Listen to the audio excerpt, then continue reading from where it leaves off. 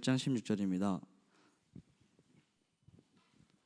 창세기 3장 15절 다 함께 합독하시겠습니다. 내가 너로 여자와 원수가 되게 하고 네 후손도 여자의 후손과 원수가 되게 하리니 여자의 후손은 네 머리를 상하게 할 것이요 너는 그의 발꿈치를 상하게 할 것이니라 하시고 남편 요셉을 낳았으니 마리아에게서 그리스도라 칭하는 예수가 나시니라. 아멘. 목사님 나오셔서 말씀 주시겠습니다. 창세기 3장 15절만 읽기로 했는데 뭐 16절이 있나 그랬거든요. 나는 여러분이 화면을 보고 말씀을 읽고 있는지를 모르고 어쨌든 자 여자의 후손을 창세기 3장 15절에 얘기를 하셨어요. 그리고 마태복음 1장 16절에 보니까 어떻게 됩니까? 그렇게 얘기를 하죠. 야곱은 마리아의 남편 요셉을 낳았어요. 야곱도 남자고 요셉도 남자잖아요. 그렇죠? 자 그런데 마리아의 남편 요셉을 낳기는 했어. 그러는데 요셉이 누구를 낳은 게 아니고 마리아에게서 그리스도라 칭하는 예수가 나시니라. 그전에는 전부 다 남자가 낳고 남자가 낳고 남자가 낳고를 반복했잖아요. 근데 여기 와서는 이제 남자가 낳는 걸 반복하지 않고 마리아에게서 낳았다라고 하심으로 스스로 낳았음을 여자의 후손으로 오셨음을 즉 남자의 씨를 죄인의 씨를 받지 않음을 보여주고 있는 것이죠. 그래서 그런데 뭘 보는 겁니까? 하나님께서 창세기 3장 15절에 여자의 후손을 약속하셨잖아요. 근데 그 말씀을 마태복음 보니까 1장 16절에 딱 이루셨어요. 처음에 이제 성경을 읽을 때 이걸 보고 나서는 되게 신기했어요. 구약과 신약이 하나로 딱 연결되어 있잖아요. 그러고는 이제 불신자 쪽에 또 예수를 믿으면서 몇 번 그런 얘기를 들었어요. 성경을 읽으러 폈는데 누가 무엇을 낳고 누가 무엇을 낳고 이렇게 마태복음과 누가복음에 나와 있죠. 역대상에 또 이제 나와 있고요. 그러니까 지루해서 못 읽었다 이런 얘기를 하더라고. 내가 그 얘기를 들으면서 이걸 보면서 생각을 했어요. 아, 그 사람이 무엇을 못 받았다? 구원을 못 받았구나. 그러니까 이 어마어마한 비밀을 보고도 비밀인지를 모르는 거야. 하나님이 아담에게 그 첫사람 아담에게 준 약속을 얼마가 지났는지는 모릅니다. 그러나 반드시 이루셨지 않습니까? 그러면 저와 여러분들은 뭐를 보는 겁니까? 여기서 여기까지 오는데 몇십 년, 몇천 년이 걸리는지 우리는 몰라요. 그런 하나님은 반드시 그 말씀을 이루시는 신실하신 분이고 전능하신 분이구나. 그렇다면은 지금 사람의 생각과 사람의 시간을 가지고 말씀이 성취된다, 안 된다를 볼 것이 아니라 이 영원한 말씀이 성취되어야 내가 있기 때문에 나는 이 경점을 사는 날 동안에 저와 여러분은 진짜 경점을 살잖아요. 조그마한 점을, 가벼운 그 점을 살기 때문에 이 경점을 사는 날 동안에 내 생각과 내 경과 내 형편을 따라서 말씀이 성취되니 안 되니 하는 일은 우매한 자가 되지 말아야겠다라는 생각을 했어요. 저와 여러분들도요, 하나님의 말씀의 성취를 바라보며 이 사실을 여자의 후손 대신 예수가 나신 걸 보면서 분명히 하나님의 말씀이 어떻게 이루어져 성취된 걸 확인하고 그러면 인생은 이제 끝난 거잖아요. 어떻게 끝났어요? 하나님의 말씀을 붙들고 우리는 뭐 하면 됩니까? 그래서 계시록에서 3장에서 10절에 뭐라고 그랬습니까? 11절인가요? 인내의 말씀을 지켰은즉 저와 여러분들은 하나님의 말씀을 인내로 가시게 되길 바랍니다. 그런데 이제 일부 악한 무리들이 어떻게 하느냐? 거짓말합니다. 바로 이런 식으로. 그래서 문제 해결, 필요의 충족. 그래서 이제 내 필요에서 예수를 믿고 내 필요에서 하나님을 믿고 그래서 하나님은 이것을 하시옵소서가 되는 겁니다. 저와 여러분들은 그런 구원받지 못한 자가 아니라 구원받은 자의 삶으로서는 말씀의 성취를 확실히 믿으시게 되길 바랍니다. 자, 여자의 후손 예수의 탄생과 죽음과 부활과 승천이 어떻게 이루어지는가를 지금 보는 것입니다. 자, 마태복음 1장 16절이죠. 창세기 3장 15절이 성취되었다라고 말했습니다. 창세기 12장 1절에서 3절. 아브라함을 부른 거죠. 그 아브라함을 부르고 난 다음에 아브라함의 후손 중에 누구를 부릅니까? 다윗을 부릅니다. 창세기 사무엘상 사무엘하 7장 13절이죠. 자, 그러면은 봐봐요. 아브라함 후손이 얼마나 많아요. 근데 그 중에 누가 부름을 받았어요? 그 중에 다윗이에요. 이 사실을 잘 봐야 돼요. 그러면은 하나님이 다윗 외에는 안 주신 겁니까? 아닙니다. 다윗 외에는 사모한 사람이 없어요. 다윗 외에는 사모한 사람이 없어요. 다 세상을 사모했고 오늘을 즐기고 놀 걸 사모했지, 오늘 편안함을 추구했지 이 하나님의 나라를 사모한 사람이 없어서, 그러니까 사모한 유일한 사람에 가는 그 다윗이야. 저와 여러분은 그런 유일한 사람이 되길 바랍니다. 그러고 이제 이사야서입니다. 아무도 찾지 않습니다. 요시야 왕한테 말합니다. 아수르 의지하지 말고, 다른 나라를 의지하지 말고 하나님을 의지해라, 그렇게 얘기를 합니다. 그러니까요, 아니다, 우리는 그렇게 하지 않을 것이다. 아수르와 바벨론 지금 세대 교체 중입니다. 계속해서 이제 친아수르 정책을 사용을 하죠. 그러면서 이제 하나님께서 침공해 오는 군대를, 바벨론 군대를 물리쳐 줄 거라 약속을 합니다. 그러니까 징조를 구하라고 그럽니다. 그러니까 이제 요시야 왕이 뭐냐, 하나님의 말씀, 너는 여호와 하나님을 시험하지 말라, 이 말씀을 가지고 자기의 불신앙을 가립니다. 아니, 나는 하나님을 시험하지 않겠다라고 말합니다. 그럴 때 이사야가 뭐라고 그럽니까? 네가 다윗의 집이여, 너희가 사람을 괴롭게 하고 얼마나 더 괴롭게 하려느냐. 그래서 네가 그렇게 불신앙하고 있으니까 하나님께서 친히 징조를 주실 것인데, 그 징조가 뭐라고요? 여자의 후손이다, 이렇게 얘기를 하는 겁니다. 그렇다는 얘기는 뭡니까? 저와 여러분이 선택을 받아서 각오는 있습니다. 그런데 하나님이 우리에게 하라는 것이 아니라 하나님께서 하시겠다라는 겁니다. 그럼 뭐 하는 겁니까? 뭐 하자? 숟가락 얹자. 저와 여러분은 숟가락은 얹게 되길 바랍니다. 게으른 사람은 그 상에 있는 밥을 떠서 입에 넣기도 싫어한다고 그랬어요. 그것은 육적인 것도 말하겠지만 영적인 것을 더 말하는 것 같아요. 저와 여러분들은요, 하나님의 나라를 삼아서 내 것으로 삼는 사람들 되기 바랍니다. 그래서 예수님이 태어나는 건 말세를 말한다. 그래서 말세의 시작은 성육신, 인카네이션, 하나님이 사람의 몸을 입고 예수님이 이 땅에 오시는 것을 말세의 시작이라고 그럽니다. 그러면 그 끝은 언제입니까? 예수님께서 다시 오실 때가 끝이 되는 것입니다. 그래서 저와 여러분들은 하나님의 말씀이 어떻게 시작이 됐고 어떻게 성취되어 가는 것을 착 볼 수 있는 믿음의 눈을 열게 되길 바랍니다. 자, 요한복음입니다. 이렇게 이 땅에 오셨습니다. 오시니까 요한이, 세례 요한입니다. 그 예수님을 보고 뭐라고 하는 게 요한복음 1장 29절에 다 한번 볼까요? 찾기 쉬우니까요. 요한복음 1장 29절이죠. 29절에 보니 같이 볼까요? 자, 이튿날 요한이 예수께서 자기에게 나아오심을 보고 이르되 보라, 세상 죄를 지고 가는 하나님의 어린 양이로다. 36절에서도 동일한 얘기를 합니다. 예수께서 건의심을 보고 말하되 보라, 하나님의 어린 양이로다. 어린 양은 뭘 뜻합니까? 번제물로, 대속제물로 드려질 제물을 뜻합니다. 그러면 하나님의 어린 양이죠. 이게 중요한 거예요. 하나님 어린 양이 무슨 말이에요?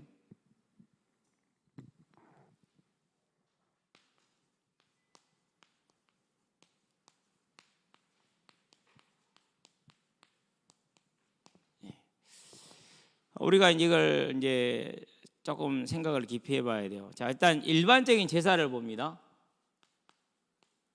자, 제사를 드릴 자가 제물을 가지고 갑니다. 그럼 이 제물은 누구를 위한 겁니까? 그 제사를 드릴 그를 헌제자로 표현을 할게요. 헌책방이 아니고, 그런 헌제가 아니고 드릴 헌자, 제사를 드리는 헌제자. 제사를 드리는 사람이 자기 죄를 위해서 이걸 가지고 가는. 자, 그러면은 하나님의 어린 양이면 하나님의 제물이라는 뜻이거든요. 여기서 그러면 이제 무식하면 그렇게 그러면 하나님은 제가 이렇게 말할 수 있어요. 그게 아닙니다. 제물인데 무슨 제물이에요? 대속 제물이에요. 저와 여러분이 우리의 죄를 스스로 해결할 수 없기 때문에 하나님께서 자기 자신을 위해, 우리를 위해서 뭘 준비한 거예요?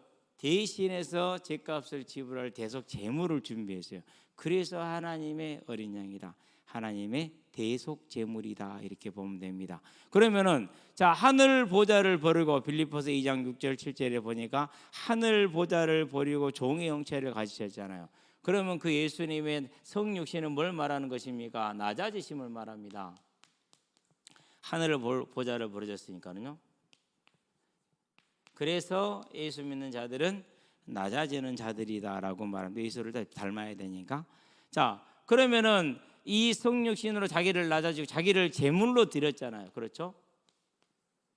이걸 가리켜서 이제 헌신이라고 표현을 하는 겁니다. 사람들이 이 하나님의 사랑과 생명의 원리를 모르기 때문에 사회학적으로 종교를 접근합니다. 기사만 제목만 보고 읽어보진 않았어요. 내 친구가 교회에 다니면서 헌금을 해요. 한 달에 평균 20만 원이 나와요, 청년들에게. 11조는 대부분이 안 하는 걸로 나왔어요. 예. 그러니까 제가 그걸 보면서 이 기사를 쓴 사람에게 하나님의 은혜가 임해서 그 기사에 대해서 평생 회개하며 살게 하시옵소서. 무식하니까 모르니까. 저도 그랬어요. 불신자 때는. 불신자들이 쓰면 그렇습니다. 일반적인 종교로 보니까 그래요. 뭐 다른 것처럼. 그런데 그렇지 않습니다. 하늘 보좌를 버리고 이 땅으로 오시잖아요. 뭐하러 오셨어요? 대속제물로 죽으러 오신 거예요. 뭐 때문에요? 요한복음 3장 16절.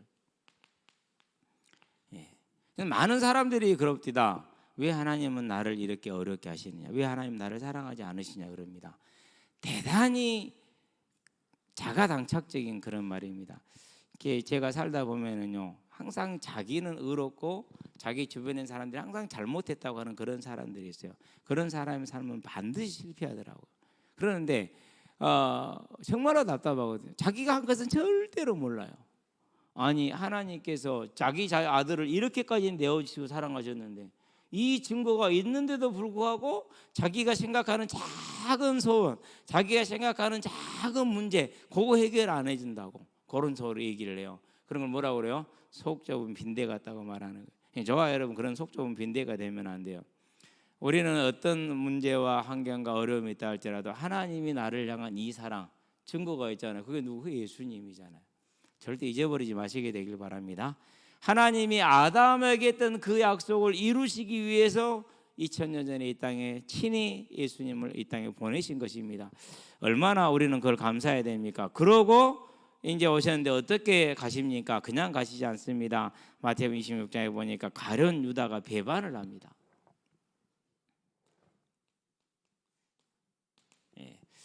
은 몇 개에 팝니까? 은 30개에 팝니다. 47절에서 57절. 가룟 유다가 가서 파는데 그냥 이제 배반한 것이 아니에요. 이미 시편에 보니까 41편을 봐봐요. 시편 41편을 갑니다. 가룟 유다의 뭘요? 배반을 예언을 해놨어요. 41편 9절에 가서 보니까 내가 신뢰하여 내 떡을 나눠 먹던 나의 가까운 친구도 나를 대적하여 그의 발꿈치를 들었나이다. 발꿈치를 들었다는 것은 뒤돌아섰다, 배반했다라는 그런 시적인 표현이에요. 그러면 가룟 유다가 3년을 예수님과 함께 있잖아요. 그러고 나서 누구를 팔아먹었어요? 예수를 팔아먹은 거죠. 그렇죠? 좀 이제 밑으로 내려갈까요? 교제의 시간에 보면 가룟 유다에 대해서 얘기해 봅시다. 근데 마태복음 13장 16절은 보고도 보지 못하고 듣고도 듣지 못하는 자가 아니라 볼 수 있고 들을 수 있는 자가 복되다라는 말인데 가룟 유다에게는 그런 복이 없었어요. 자, 그러면 가룟 유다는 뭐 하는 사람이냐? 요한복음 12장 6절에 보니까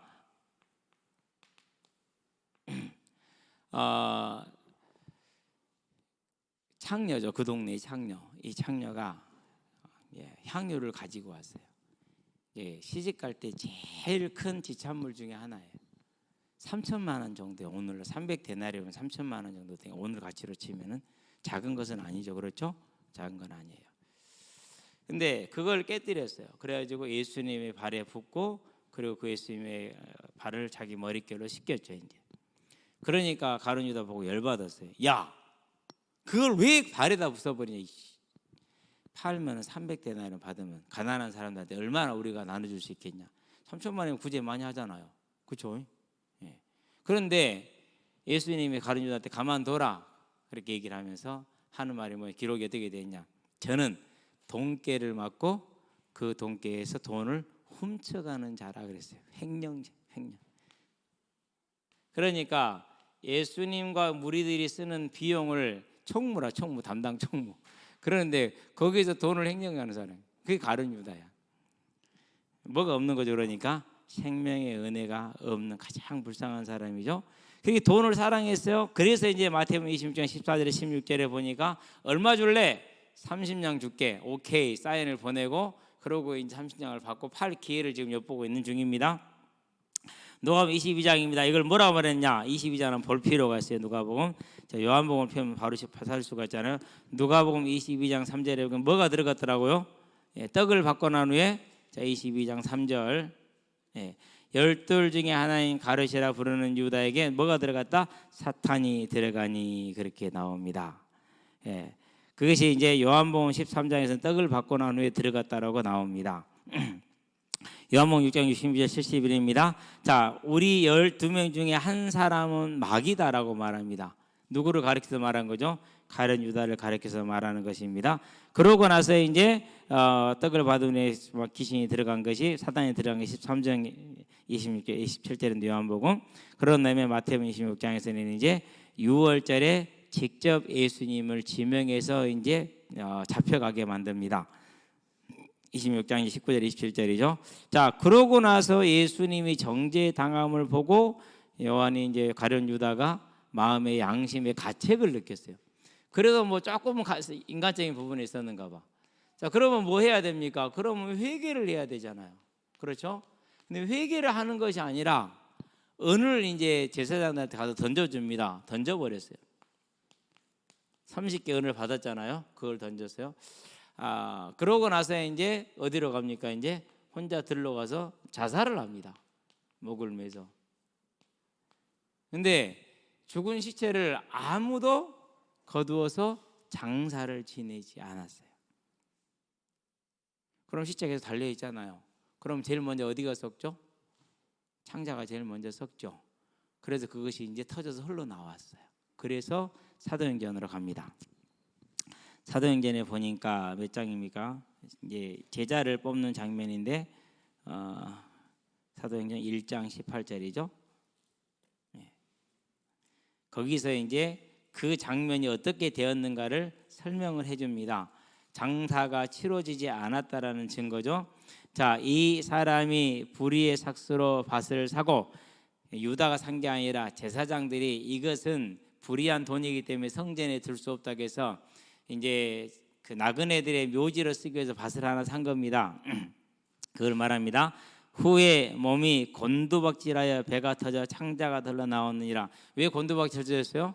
목매달아 자살했는데 그냥 장례를 안 치러주니까 그게 이제 썩으니까 떨어지잖아요. 그렇죠? 그래가지고 이제 창자가 터졌다라고 지금 얘기를 하는 겁니다. 이렇게 해서 이제 죽게 되는 셈입니다. 그럼 우리 한번 계산을 한번 해봐요. 그 은 30이면은 3, 40이 한 1,200만 원 정도 돼요. 1,200만 원 정도. 돈이 커요, 작아요? 우리 학생들은 1,200만 원 게 클 것 같죠? 1,200만 원 갖고 여러분 가정 석 달 살기 힘듭니다. 3개월도 못 살아요. 그러니까 일반 가정에 3개월 살기 힘들어. 그러면 큰 돈이야, 작은 돈이야? 절대 큰 돈이 아니죠, 그렇죠? 큰 돈이 아니에요. 그래서 여러분 나이 때 뭐 10만 원, 50만 원 그럼 되게 크게 느껴지거든요. 푼 돈입니다. 절대 그런 것에 혹하지 마시고 그런 것 때문에 나도 알바해볼까 막 이런 생각, 다른 생각, 이상한 생각 절대 하지 마세요. 무슨 말인지 알았죠? 어제도 그냥 밥 먹으면서요. 큰 돈을 한번 만져보고 싶었어요. 얼마 약속받았냐? 1,000만 원 약속받았대. 1,000만 원이 큽니까? 1,000만 원이 큰 돈이 아니에요. 절대로 큰 돈이 아니에요. 근데 여러분 나이 때는 1,000만 원이 크게 보인다니까요. 그래서 속는 거예요. 그럼 어떻게 됩니까? 그 정말 푼돈 같지도 않은 돈 가지고 인생을 어그러지게 할 수 있잖아요. 그렇죠? 그게 누구예요? 그게 가룟 유다예요. 그렇게 미련한 사람. 저와 여러분은 그래서요. 이 가룟 유다를 보면서 뭘 봅니까? 하나님의 약속은 이렇게 성취가 되는데 그걸 눈으로 보고 귀로 들고 손으로 만지고 있으면서 그걸 알았어요? 몰랐어요? 몰랐죠? 저와 여러분은 그런 사람이 안 되기를 주의 이름으로 축원드립니다. 오직 믿음의 눈을 열 수 있게 되길 바랍니다. 자, 그렇게 해서 이제 가룟 유다에 대해 여러분이 지금 한번 생각을 하면서 그러면 나는 내 인생을 어떻게 만들어 가야 되겠는가? 거기서 질문을 해야 돼. 항상 인생에 대한 질문입니다.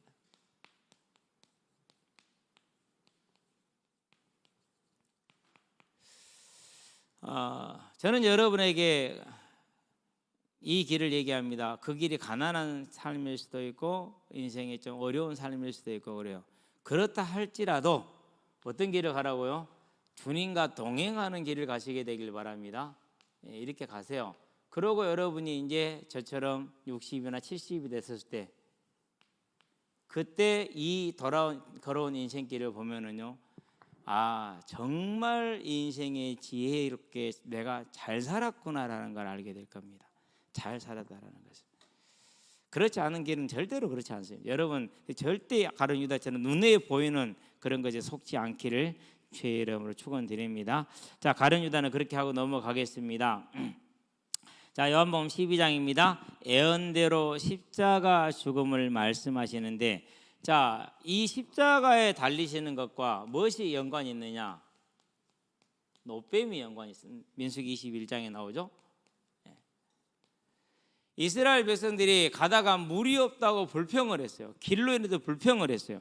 그러니까 하나님께서 분노하셔가지고 뱀을, 독사를 보냈어요. 독사를 보내가지고 막 사람들을 물고 다닌단 말이에요. 여러분, 우리는 이렇게 깨끗한 곳에 정비된 곳에 사니까 뱀을 볼 일이 없잖아요. 그렇죠? 저도 산에 올라가지만 뱀 볼 일 거의 없거든요. 저는 또 워낙 어려서 뱀을 자주 잡아가지고 뱀 보면 그냥 너 왔어? 보고 나서 독사하면 잘 가라 그러고요. 독사하면 이리 와 죽어야지.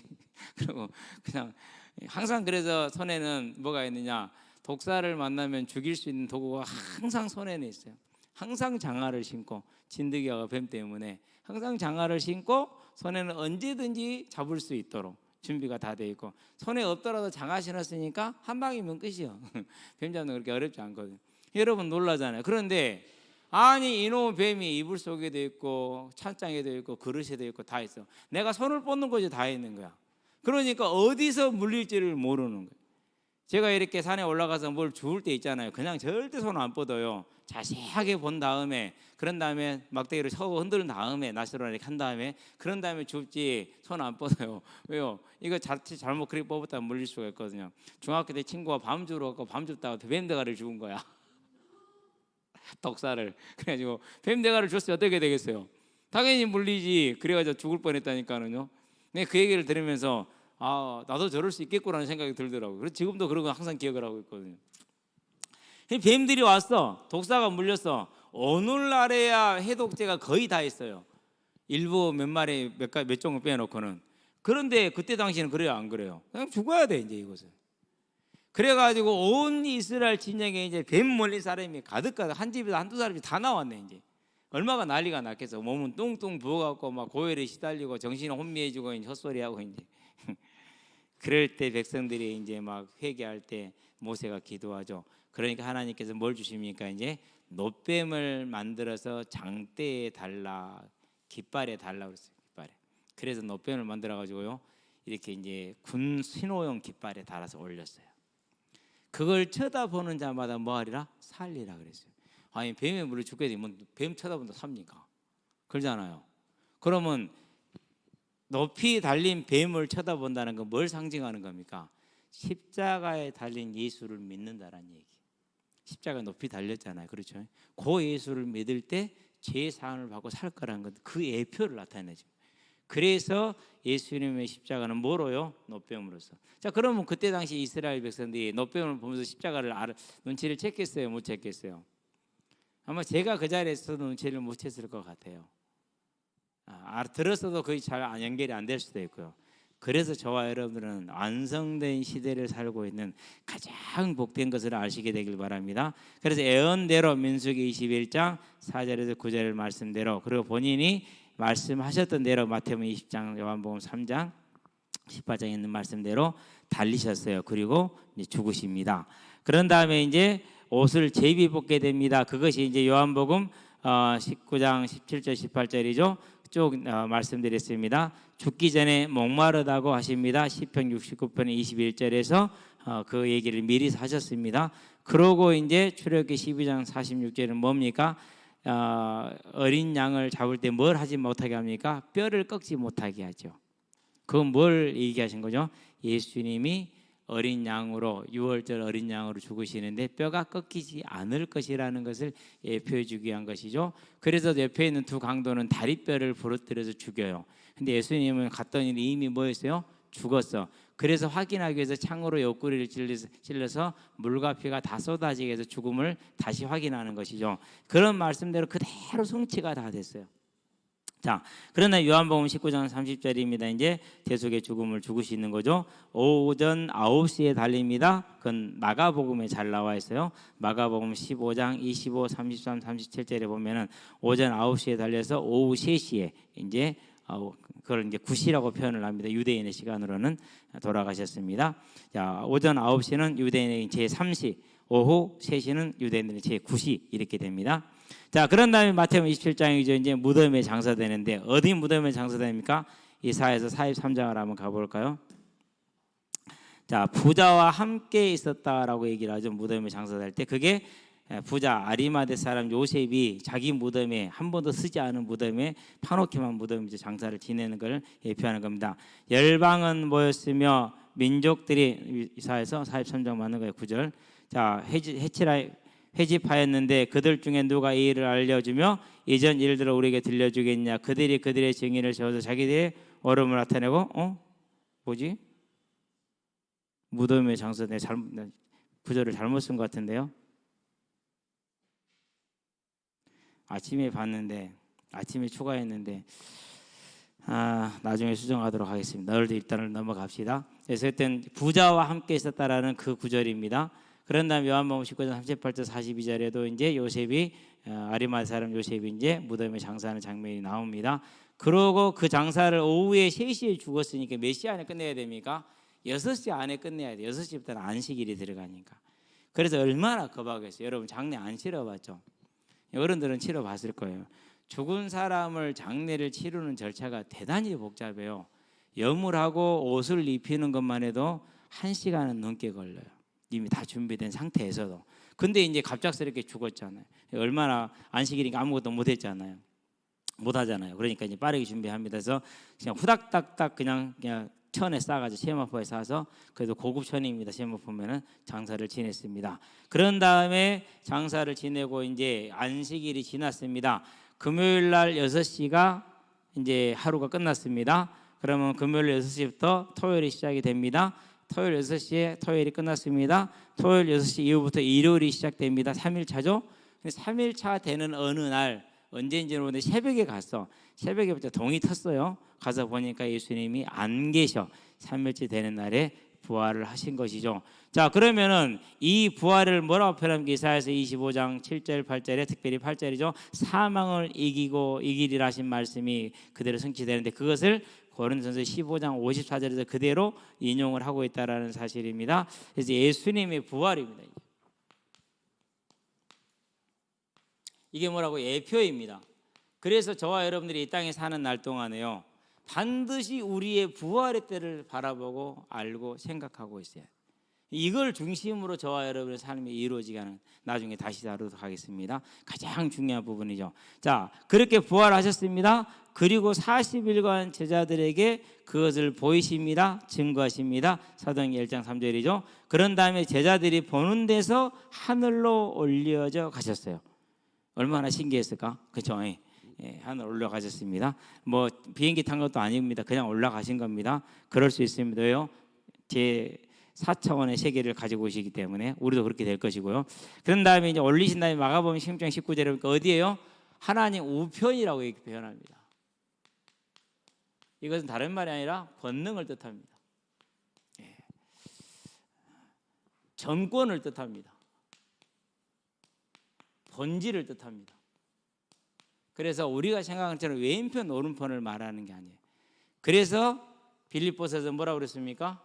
3장 6절에서 그는 하나님의 본체이시나 그렇게 얘기를 했잖아요. 그 본체를 뭐로 표현한다고요? 우편을 이렇게 표현한다라는 통례적인 관례를, 언어적인 그 관례를 저와 여러분들이 이해하시게 되길 바랍니다. 자, 그렇게 보면 그래서 우편 아니시다. 그 말은 무슨 말입니까? 정권을 가졌다는 거죠. 그래서 그걸 표현해 준 것이 계시록 5장 7절이에요. 손에서 뭘 받았죠? 오른손에서 두루마리를 받았다. 그럼 그 두루마리는 뭐입니까? 그게 인, 그리고 나팔, 그리고 대접, 심판을 하는 권을 받은 겁니다. 즉 지금 세상을 뭐하고 계십니까? 통치하시게 됩니다. 그래서 마태복음에서 28장에서 뭐라고 그러죠? 18절에서 하늘과 땅의 모든 권세를 내게 주셨으니 그러므로 너희는 가서 이렇게 얘기를 하죠. 그래서 지금 그 주님께서 이제 다시 복귀하셔서 온 세상을 다스리며 통치하고 있는 겁니다. 자, 그러면 이제 교제 시간을 봅니다. 하나님은 대속의 언약을 이뤘습니다. 아들을 내어주는 사람이 대속을 이루신 거죠. 우리는 이 사랑을 받은 복 있는 사람이라는 것을 항상 기억해야 됩니다. 절대 잊어버리면 안 돼요. 그런 다음에 아까 유다는 얘기를 했고, 대속 언약이 다 이루어지신 남은 언약이 무엇이고 그 남은 언약과 나의 관계는 어떤 것인가. 저와 여러분의 인생을 정립할 수 있는 그런 답을 내시게 되길 바랍니다. 예수님의 부활을 믿느냐, 여기에서 저와 여러분이 하나님 앞에 솔직히 나서게 되길 바랍니다. 저도 그 부분에 대해서 하나님과 진짜 오랫동안 기도했어요. 아는데 믿는데 안 믿는, 실제가 아닌 그냥 저 멀리 있는 그 무엇인가가, 안 그러면 쓰지 않는 옷과 입지 않는 옷 같은 그런 존재, 그것이 이제 내 삶의 중심으로, 내 삶의 소망으로, 그리고 내 믿음의 중심으로 자리 잡게 하는 데는 시간이 많이 걸리더라고요. 하나님 앞에 고백하고 은혜를 구하시게 되길 바랍니다. 항상 함께 그걸 놓고 같이 기도하시게 되길 바랍니다. 그래서 기도를 봅니다. 자신과 저를 위한 기도인데, 예수님의 성육신과 대속의 죽음과 부활과 승천이 믿어지는 은혜를 위해서 기도하자라고 되어 있죠. 저 여러분들 오늘 이 시간이 그런 은혜를 나누는, 이제 언약을 성취를 믿고 그것이 나의 것이 되는 시간 되기 바랍니다. 기도합시다. 살아계신 아버지 하나님, 예수님의 대속을 약속하시고 언약하시고 그 언약대로 이루셔서 오늘 우리를 살리심으로 하나님께서 원하시고 하시고자 하는 그 일을 위해 우리를 일꾼으로 불러주신 것을 감사를 드립니다. 이제 일꾼으로 부름을 받았으니 예수님의 그 대속의 사랑에 언제나 감사하며 찬양하며 영광 돌릴 수 있는 우리의 심령이 되도록 주님 은혜를 베풀어 주시오며, 무엇보다도 주님이 다시 오려는 그 언약이 나의 언약이 되어짐으로 내 삶의 방향과 이유와 목적과 능력이 되어질 수 있도록 하나님께서 은혜를 베풀어 주셔서 우리가 온전히 하나님의 뜻을 이루는 하나님의 일꾼의 삶을 살아가도록 붙드시고 인도하여 주시기를 그리스도신 예수의 이름으로 기도합니다. 아멘.